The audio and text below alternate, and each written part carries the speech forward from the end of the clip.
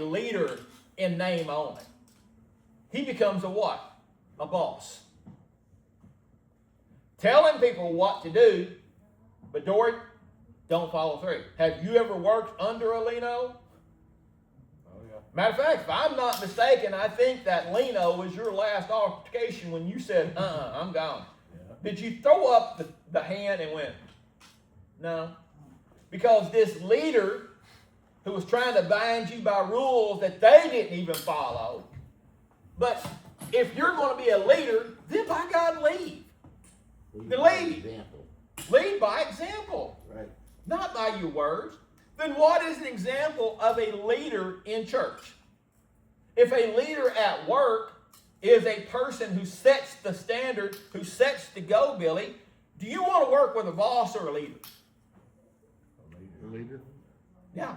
Why? Because the leader's going to be there with you. The leader understands you. The leader sees what... I remember telling Axton years ago, well, not years ago, months ago, when he and I was talking about what we're trying to build.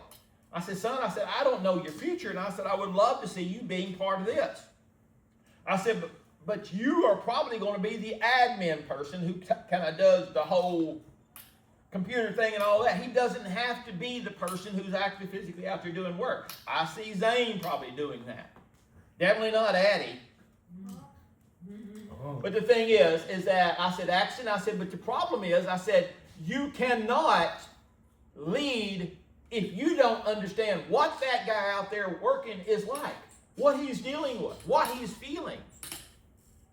I said, so you're going to have to learn how to do every job on the job. Learn to follow first. You got to learn all of it. You got to know everything about this job before you can lead. And he says, why? I said, because you're not a leader if you don't know, if you ain't been there, if you cannot relate. Billy, you ever worked around to somebody who can't relate to needing a paycheck? I have. Yeah. I've worked around people who had not needed a paycheck in a long time. Do they become disconnected? Yeah. So then, if we're talking about leaders in name only, give me an example of a leader in name only in church. They show up. When they do show up, they want to be in charge, don't they? They have to have that title. They have to have that importance. Bailey and I, years ago, went to a little missionary thing over in New Mexico. And my problem is that I'm kind of, like some of you guys, I'll see a problem and I see the problem coming. And I knew what I seen. I was like, oh no. Because I knew how many people was coming that day. And Billy, I recognized what they were doing because they was outside looking and going, I think it runs here. If you ever walk outside of a kitchen or a bathroom and you see somebody going, here, and I think it's over there, what is that a sign of? A problem. A backup somewhere. They got a backup somewhere. I recognized it. Trying to find the main And, line. and, Crap. and we was under about 6 inches of snow. And all these people. But what that meant is that they had a bunch of Lenos because that leadership waited until the day of the conference to start checking out showers. Billy, there's going to be over 200-something people, no, more than that, people there. And they just discovered that they have all the septic is all running through one drain and everything is backed up. They just discovered it. We had to work all night long to get it unclogged because next day all these people, and the next day was the banquet, the next day. Leadership would have went out there a week before this all happened and made sure, hey, let's make sure that we have this stuff. Let's make sure that we're ready for when all these people come in, that it's not a tragedy. And I'll never forget, after doing all this and going through all this thing, and they was talking about this guy who was learning to be a supervisor at the compound. And he was the understudy of the missionary. And they was talking about him. They said, yeah, white people, white people. And I stopped them and I said, whoa, wait a second. I said, what'd you just say? Well, we're talking about how, most white people don't want to help. I said, help me to understand something here.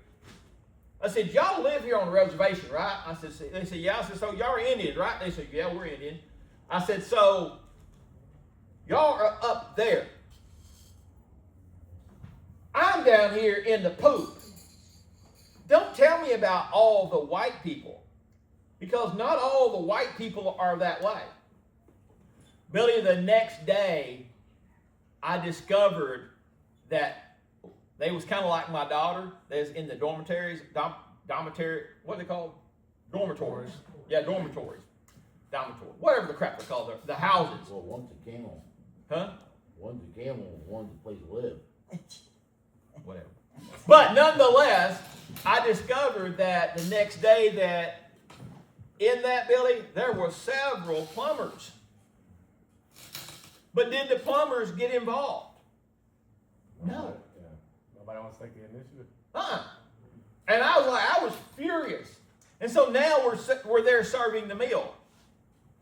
And I remember looking, because I was at the kitchen area, and we're working behind the scenes, and all of a sudden I walk outside, and our job was to deliver the plates. So I'm thinking that we're delivering the plates to all the people. I'm like, well, that don't make sense. You need to have people come moving through and handling the plates. They said, well, we're doing that. I said, so then what are we taking plates out there to? They said, the dignitaries. I said, the what? Well, the pastors, the surrounding pastors.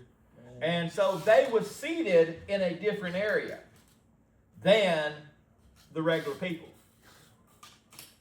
Billy, we were taking their food to them. But the regular person was in line, and the line was outside. The people who were leaders, who were the dignitaries, were complaining that their food did not get to them fast enough. Man. I got furious. Dude. Furious.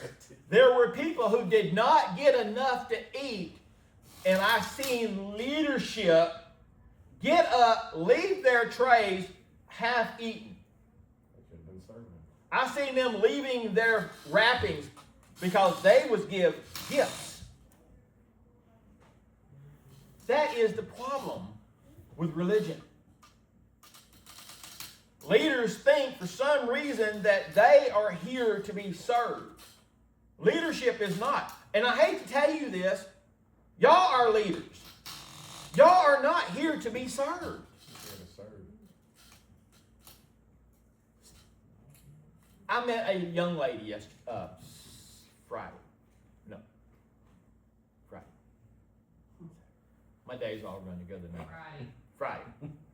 And I had to go get a haircut. And so one of the moments, Jacob, that I walked in, I actually kind of looked like you.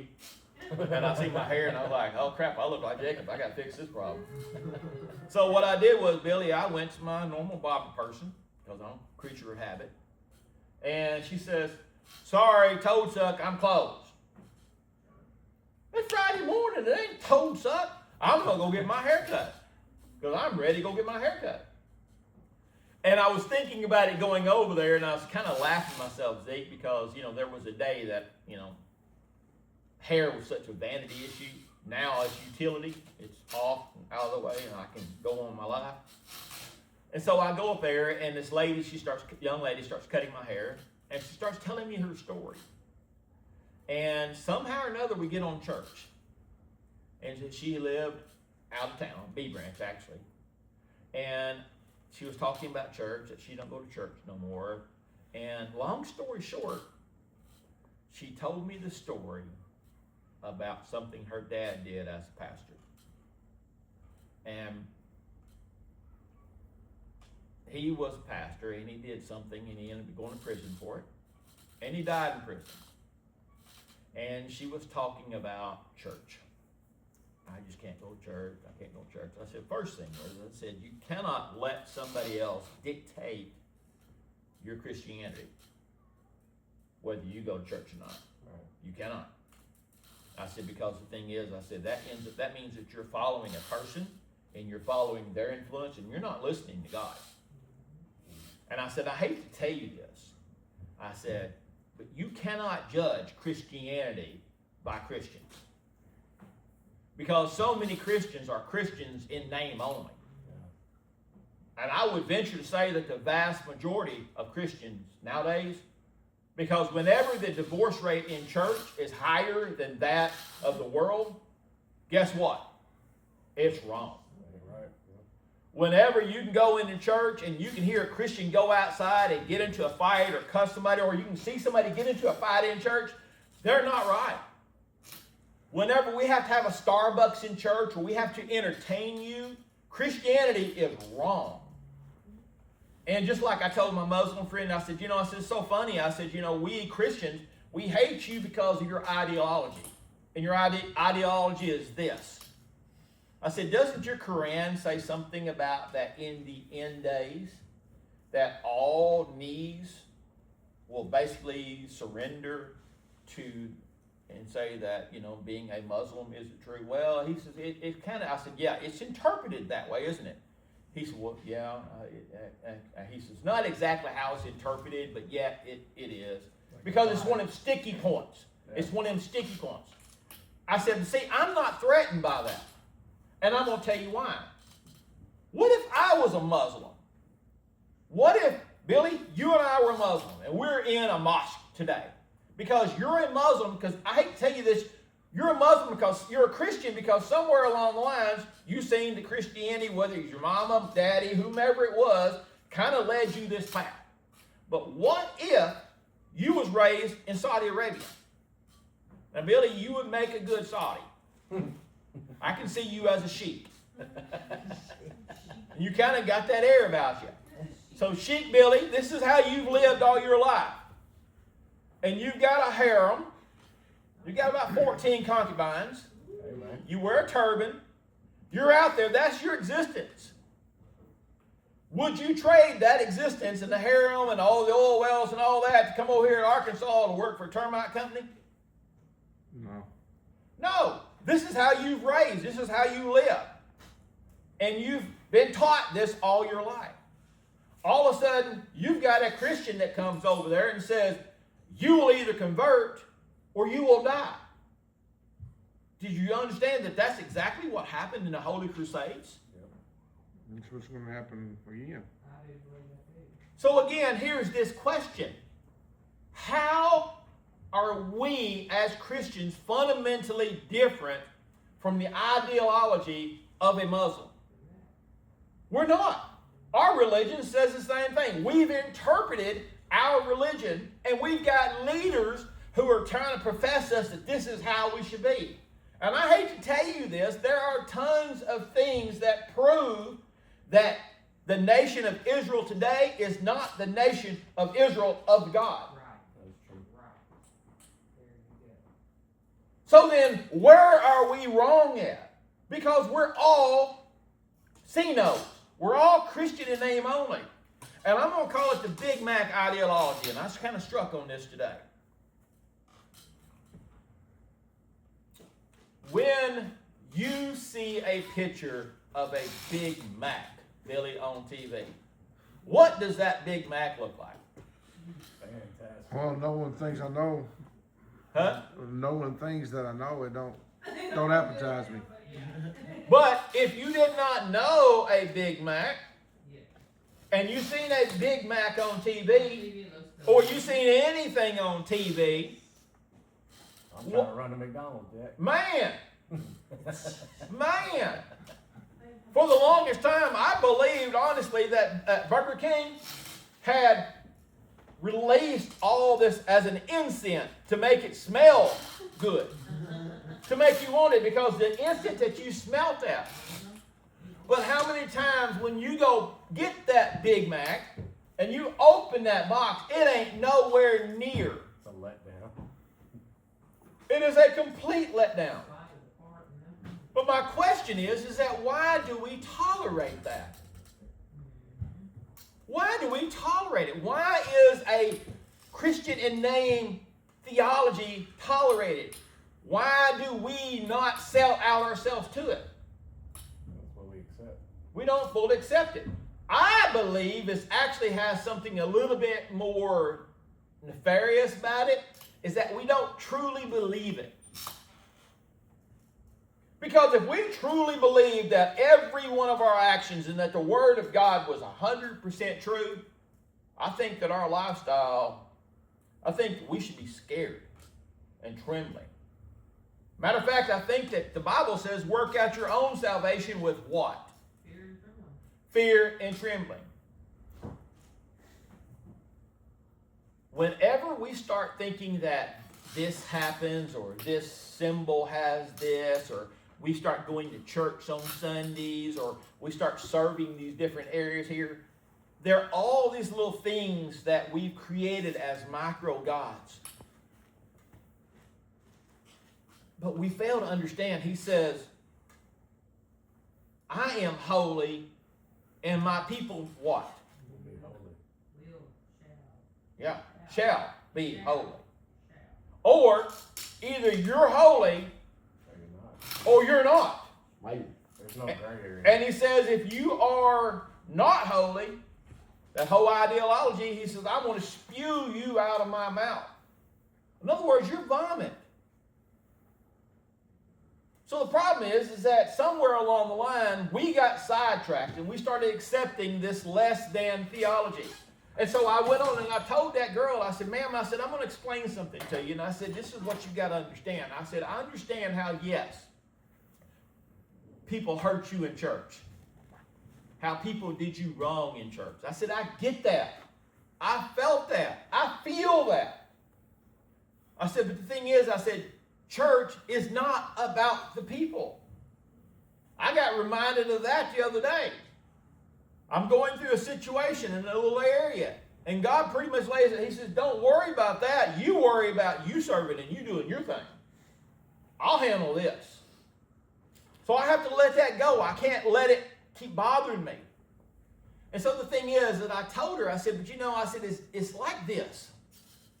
And Axton, Addison, I want you to hear these words, and I want you to listen to these words that I'm getting ready to tell you, because in your lifetime, I pray that you remember these words. In your lifetime, there will come a day where Christianity, as it stands right now, will no longer be tolerated. Churches will be destroyed. Churches will be done away with. The only churches that will survive are going to be the false churches and the remnant. That's it. And I'm going to tell you how it happened. It happened from the generation that was before me. It's been happening every generation. Every generation we get further and further and further from the Christianity of the truth. We don't look like the Christians that my grandma looked like. My grandparents were faith healers. Why am I not a faith healer? It skips every other generation, and that's how this whole thing works. Then by extension, I should be a faith healer. Why am I not? Because I don't have the faith that they have. I wasn't in the situation that I didn't have to have healers, because I can go to the doctor. I don't need God to heal me. I ain't buying that with money. I'm telling you how people think. This is what I'm telling you. This is the thought patterns. And so now, here comes my generation. Through the extension of all of these, there you listen to my generation and those that are around my generation, you hear more and more people say this. Well, I believe that I can go to church here and I can have just as good a church service there. Or I can go do this. I can go do that. Well, I don't go to church because of this, and I don't go to church because of that. I had to go do this, and I had to go do that. What would my grandparents have said to that? When I didn't want to go to church, Billy, I don't know about you, but when I didn't want to go to church on Sunday mornings, you know what my mama did to me? Beat you into submission. She beat me till I got out of bed. Yeah. I'm probably one of the few Christians in the world that's ever been cussed to get out of bed, to go to church. Well, you ain't by yourself, brother. I would make I'd make my mama so mad she would cuss at me and whip me to make me go to church. But why does my grandchildren, why is it not instilled in them? Because after my generation has stepped away as far as we did, the generation next, what have y'all taught your kids? What are y'all teaching your kids? What is your generation, AJ, Bailey, David, all of y'all, what are y'all teaching your kids? And not just y'all are here today, but the problem is, Jacob, you have a job, and your job hours are from what day to what day? Monday through Thursday. So Monday through Thursday. Tomorrow morning, where will you be at? Work. If you're not at work tomorrow morning, what's going to happen? I'll get fired. Probably get fired. If you're not at work Tuesday morning, You actually fine. you're probably, I would say probably not probably. I say, yeah, you're pretty much fired. Yes, sir. If you don't show up like that for 2 or 3 weeks, Dory, what do you think's going to happen?